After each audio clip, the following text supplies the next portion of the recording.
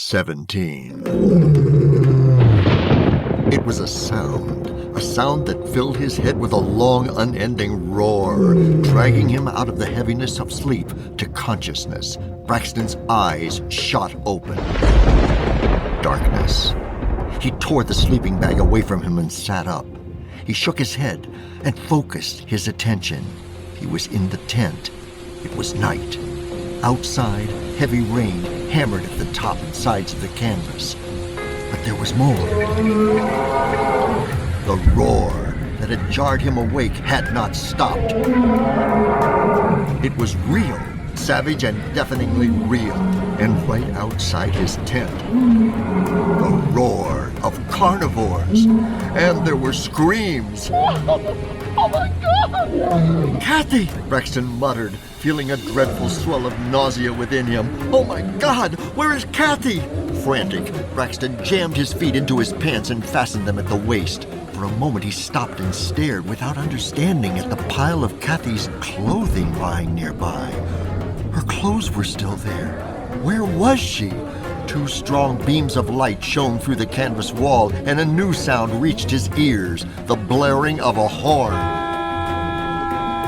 "The bus!" Braxton said aloud, pulling the tent flap open. "Sammy!" Sticking his head out into the rain, he couldn't at first comprehend what he saw. The scene was fragmented, filled with the chaos of undefined movement, bodies in random motion, jerking across the beams of light, then into the darkness again. But they were animal shapes, lions. It seemed there were lions everywhere, though it was hard to see because the bus lights kept shifting as the vehicle barreled into the camp, smacking with heavy thuds against the sinewy bodies that darted into its path. The light shifted again and the horn blared, and Braxton strained to see order in the confusion. He wiped at the rain that pelted his face. He had to see, damn it! Comprehend the action and sound. He swept his eyes over the camp, desperately trying to make sense of what was going on. And where was Kathy? The beams of the headlights hit on a spot at the opposite side of the camp, and the bus screeched to a halt. Several lions looked up from where they were feeding, staring into the blinding light. As they did so, another lion lunged forward, snapping at the meat. But a huge male snarled loudly, striking out with his paw, and the intruder quickly retreated. As his eyes focused on the scene, Braxton's breath caught in his throat. The carcass the lions were feeding on was no dead animal, but a man. It was Sammy's old gray-haired Uncle Chege, or rather, what was left of him.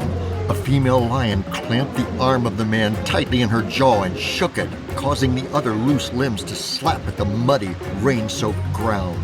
The male returned to its feeding, sinking its teeth into the body's soft midsection, tearing at the flesh.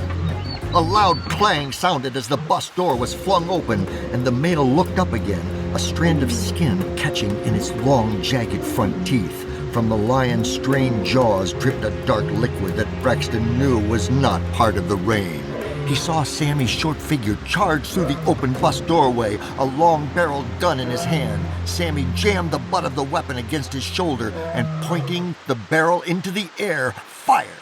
A loud, cracking explosion broke through the air, flames leaping from the end of the gun into the darkness of the rainstorm night, and the lions around the dead man scattered.